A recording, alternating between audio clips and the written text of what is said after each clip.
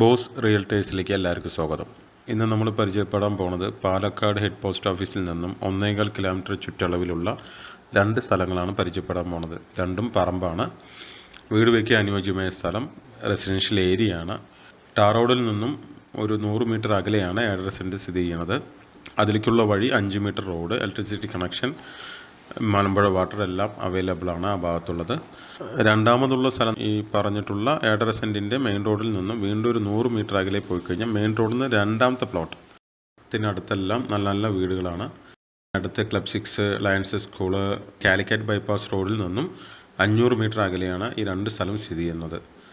Flood affected area അല്ല. 2017 ഈ നിലവിൽ വന്നിട്ടുള്ള മഴ സമയത്തും തോടുന്നോ അല്ലെങ്കിൽ പുഴയുന്നോ ആ പരിസരത്തൊന്നും വെള്ളം കെട്ടി നിൽക്കുക മറ്റുള്ള രീതിയിലൊന്നും ഇല്ലാത്തൊരു നല്ല ഏരിയയാണ്.